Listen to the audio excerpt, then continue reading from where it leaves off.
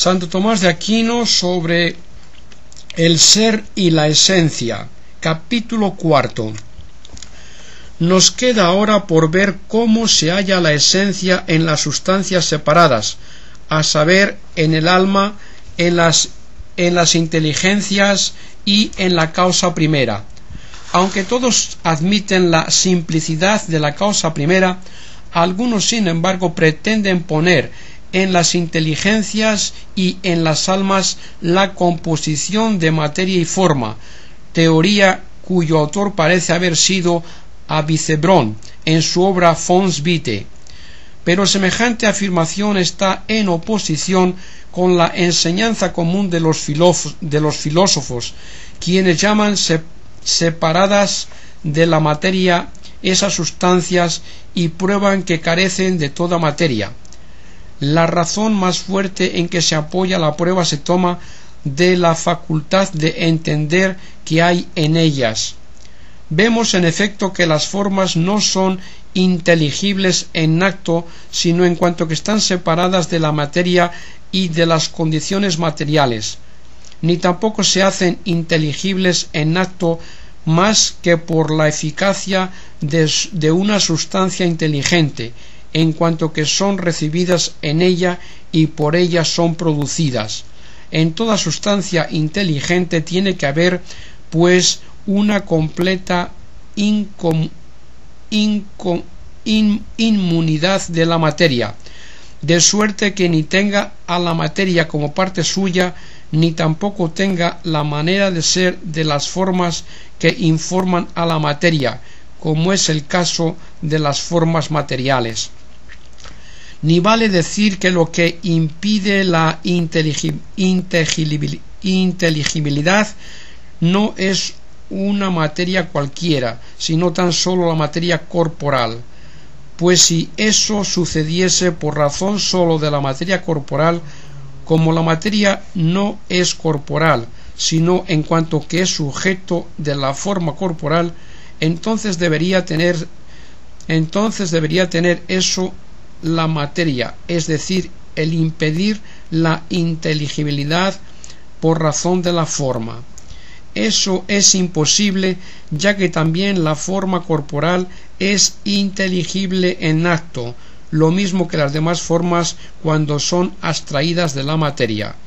Así que ni en el alma ni en la inteligencia hay composición alguna de materia y forma, entendida la materia como la vemos en las sustancias corporales. Lo que sí hay en ellas es composición de forma y ser, ese, por lo cual se dice en el comentario a la 9ª proposición del libro de Causis que la inteligencia es algo que tiene forma y ser. Forma tiene en ese pasaje sentido de quididad o naturaleza simple. ¿Cómo puede ser eso? Es fácil de ver. Cuando hay dos seres que tienen entre sí la relación de causa y efecto, el que es causa puede existir sin el otro, pero no a la inversa. Pues bien, esa es la relación que se da entre la materia y la forma. La forma confiere el ser a la materia, y por eso es imposible que exista la materia sin la forma, mientras que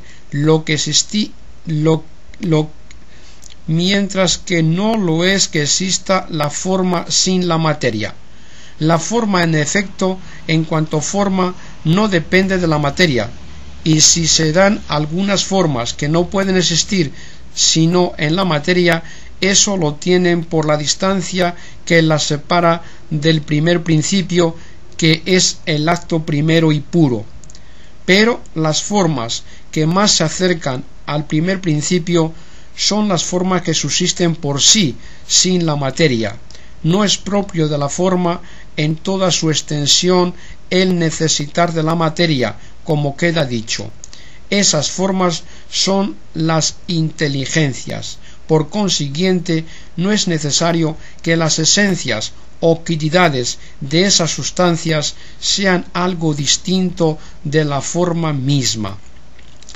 Esta es pues la diferencia que existe entre la sustancia compuesta y la simple, que la esencia de la sustancia compuesta no es sólo la forma, sino que abarca tanto a la forma como a la materia, y en cambio la esencia de la sustancia simple es sólo forma, es sólo la forma. De ahí se derivan otras dos diferencias. Una es que la esencia de la sustancia compuesta puede ser significada como todo y como parte, lo cual le viene por razón de la asignación o individuación de la materia, como hemos dicho. Por eso no atribuimos a la cosa misma la esencia de la cosa compuesta. Por eso no atribuimos a la cosa misma la esencia de la cosa compuesta tomada de cualquier manera. Así no se puede decir que el hombre sea su quididad. La esencia de la sustancia simple, en cambio, que es su forma, no puede ser significada sino como todo, ya que en ella no hay algo distinto de la forma que sea como el sujeto que la reciba. Por eso, como quiera que se tome a la esencia de la sustancia simple, se puede predicar de ésta. Fundándose en eso, Avicena dice que la quididad de la sustancia simple es lo simple mismo, ya que no hay algo distinto que la reciba. La segunda diferencia es que las esencias de las cosas compuestas, por el hecho de ser recibidas en la materia designada, se multiplican conforme a la división de ésta, de lo cual resulta que algunas cosas son idénticas en especie y diversas en número. Por el contrario, la esencia de la sustancia simple, al no ser recibida en la materia, no puede presentar tal multiplicación. Por eso se sigue necesariamente que en tal clase de sustancias no se dan muchos individuos de la misma especie, sino que en ellos hay tantas especies como individuos, como dice expresamente Avicena.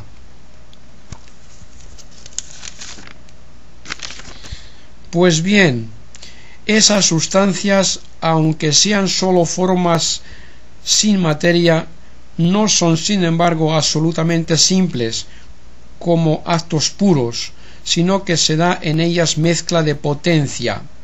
Por eso esto se ve claro por lo siguiente: todo lo que no pertenece al concepto de la esencia o quididad viene de fuera y entra en composición con ella, ya que ninguna esencia se puede concebir sin sus partes esenciales. Ahora bien, toda esencia o quididad puede ser concebida sin que se piense en su ser o existencia. Así yo puedo pensar qué es el hombre o el fénix y no saber si existe en realidad.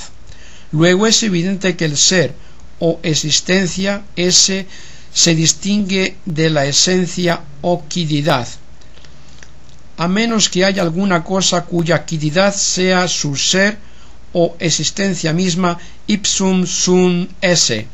Esa no puede ser sino única y primera, ya que es imposible que algo pueda multiplicarse más que o por la adición de alguna diferencia, como se multiplica el género en las especies, o por la recepción de la forma en diversas materias, como se multiplica la naturaleza de la especie en diversos individuos, o por el hecho de que uno es absoluto o abstracto y el otro es recibido en algún sujeto.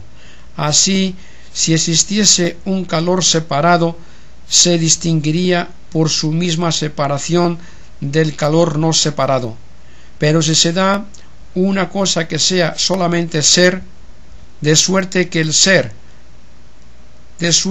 ser mismo sea subsistente, tal ser no recibiría la adición de diferencia alguna, porque entonces ya no sería solo ser, sino ser y además una forma, y mucho menos recibiría la adición de materia, porque entonces ya no sería ser subsistente sino material.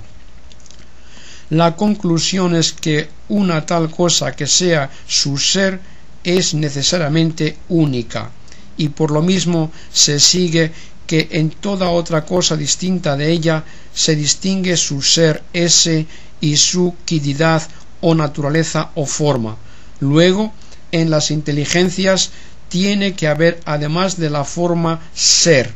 Por eso hemos dicho que la inteligencia es forma y ser.